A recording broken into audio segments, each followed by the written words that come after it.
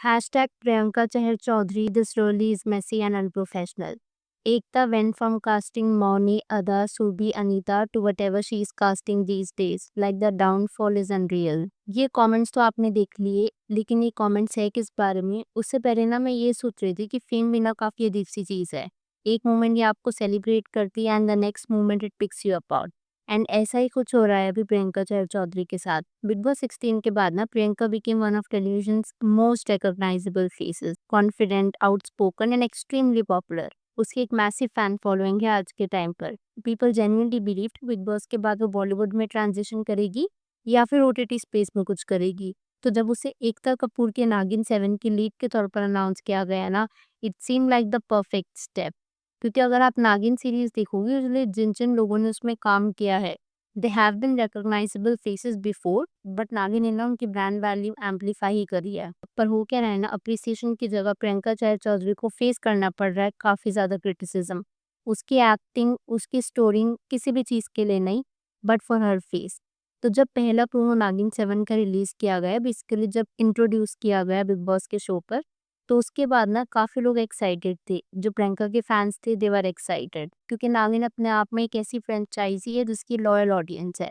और लगभग 1 डेढ़ साल ना बीच में नागिन आया भी नहीं था। लास्ट वन वाज़ नागिन 6, जो कि तेजस्वी प्रकाश जिसमें मेन लीड थी।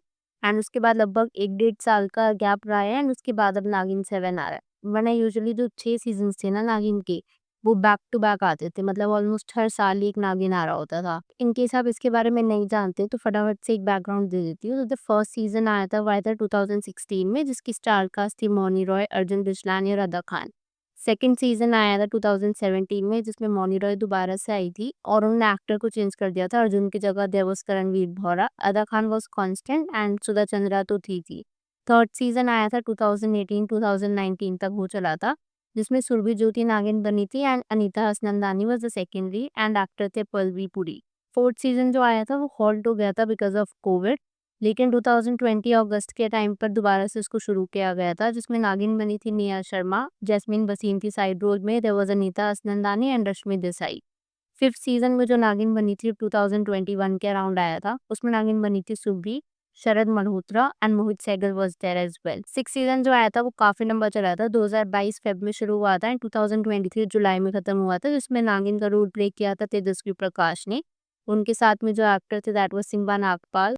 Mahesh Chahal was the secondary Naagin. Naagin के लिए ना लोग अब ऐसे एक्साइटेड होते हैं कि इस सीजन की नागिन कौन बनेगी। सबसे ज्यादा क्रेज तो इसी बात का ही रहता है। तो जब प्रियंका की अनाउंसमेंट एज नागिन इतने ग्रैंड वे में करी गई थी ना बिग बॉस पर, जहाँ पर एकता एंड सलमान ने खुद इंट्रोड्यूस किया था उसे एज नागिन, काफी सारे लोग खुश नहीं थे। मेजोरिटी ऑफ द कमेंट्स जो मुझे दिखे थे ना, वो कुछ ऐसे थे कि she doesn't even look like herself anymore, उसकी फेस को क्या हो गया है, ये नेचुरल नहीं लग रही, या फिर Naagin has to be attractive, Priyanka अब अट्रैक्टिव नहीं लगती and all those kind of remarks. जैसे आप एक बार ये वाला ट्वीट देखो, from a purely neutral POV, this is the worst look of Nagin so far. And I probably shouldn't say this, but she has really ruined her face with Botox. That natural, innocent charm is completely gone. ऐसे मुझे एक tweet भी दिखा था जहाँ पे बताया जा रहा था कि ईशा सिंह को एज नागिन नहीं चाहिए, उसका बॉटॉक्स और फिलर से भरा हुआ फेस नहीं है।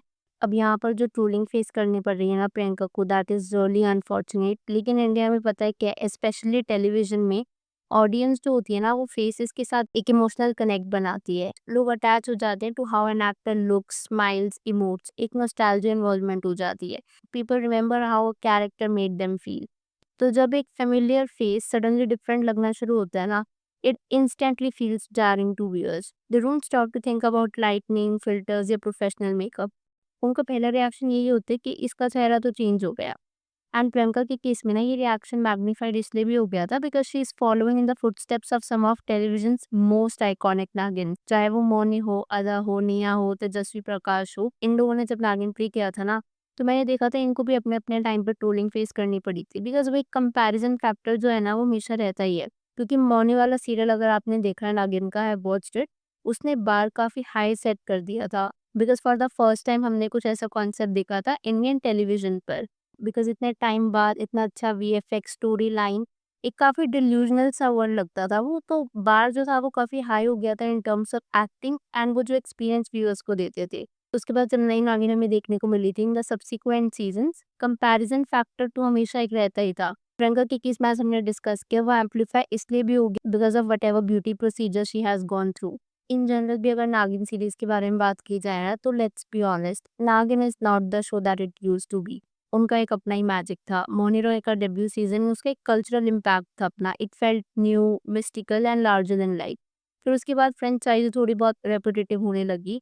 तेजस्वी प्रकाश वाला सीजन था, I think it was one of the longest running seasons. And उसके रिगार्डिंग में ना मुझे कई कमेंट्स सीखने को मिले थे कि तेजस्वी का कंपैरिजन जहाँ पर प्रियंका से किया जा रहा था, तो जो कंपैरिजन फैक्टर है ना वो तो रहना ही है। बट ये वाला जो सीज़न है वो कैसा परफॉर्म करता है, ओनली टाइम विल टेल। यहाँ पर ना मैं एक चीज़ ऐड करना चाहूँगी, प्रियंका को ऐसा नहीं है कि जो ट्रोलिंग फेस करनी पड़ रही है वो उसके एक्टिंग स्किल्स की वजह से या फिर कैरिज्मा की वजह से, इन वजह से उसको नहीं कॉल आउट किया जा रहा। The primary reason that I could understand was जो भी सर्जिकल प्रोसीजर्स हुए हैं, तो नेटिज़न्स का ये मानना था कि वो एक नागिन लुक के लिए शायद परफेक्ट नहीं, बिकॉज़ नागिन में वो एक नेचुरल ब्यूटी चाहिए होती है, जो कि प्रियंका के केस में उन्हें शायद थोड़ी-सी मिसिंग लग रही है। एनीवेज़ प्रियंका चौधरी न्यूज़ में एक और भी वजह से है, and it is not Naagin, it is some other controversy. तो एक क्लोथिंग ब्रांड है by the name of Lahwachi, और ये जो ब्रांड है ना इनका 2024 का एक पोस्ट वायरल हो रहा है इंस्टाग्राम पर, जहाँ पर उन्होंने बताया था कि प्रियंका चौधरी ने एक आउटफिट सोर्स किया था जिसका उन्होंने प्रॉमिस किया था कि वो टैग करेंगी या मेंशन करेंगी, बट उन्होंने दोनों में से कोई भी चीज़ नहीं करी थी। एंड यहाँ पर कुछ चैट्स वगैरह भी आप अपनी स्क्रीन पर देख पा रहे हो। टैग एंड मेंशन करवा देना, मेंशन करेगी टैग तो पता नहीं, but she will send her. And उसके बाद ना ब्रांड ने काफ़ी फॉलोअप्स भी लिए। एंड जैसा आप इस चैट में देख पा रहे हो लगभग 12 दिन हो गए थे लेकिन कुछ भी ना अपडेट नहीं आया था। ये जो सारी चैट है ना ये हुई थी between the stylist and this brand. उसके बाद जो आउटफिट था ना उसकी फोटो प्रियंका ने अपने इंस्टाग्राम पर पोस्ट करी थी स्टोरी में, लेकिन उसने ब्रांड को टैग या मेंशन नहीं किया था। फिर ब्रांड ने लीगल एक्शन वगैरह की धमकी दी थी, तो उसके बाद प्रियंका ने इंस्टाग्राम स्टोरी पोस्ट करी थी जहाँ पर उसने आउटफिट को टैग कर दिया था कि ये इस पर्टिकुलर लेबल का आउटफिट है। अब ये जो पूरी स्टोरी है वो 1 साल बाद वापस से क्यों सर्कुलेट हो रही है, we don't really know. And इस स्टोरी में कितनी सच्चाई है that also we don't really know, because Priyanka की टीम की तरफ से या प्रियंका की तरफ से कुछ ऐसा ऑफिशियल कंफर्मेशन नहीं आया था।